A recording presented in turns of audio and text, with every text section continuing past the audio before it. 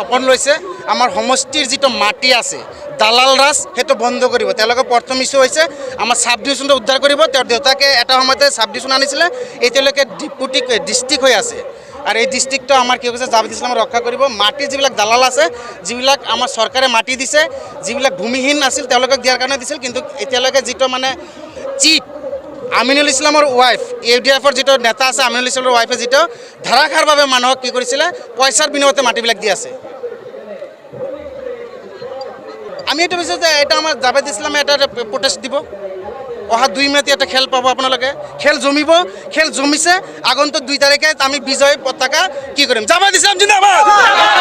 আমি হুজুৰ বদৰুদ্দিন সাহেবৰ ইয়াৰ আগতো দেখিছিলোঁ যে আমাৰ সাংবাদিকসকলে তেখেতৰ ওচৰত তেখেতৰ বাইক ল'ব গৈছিল।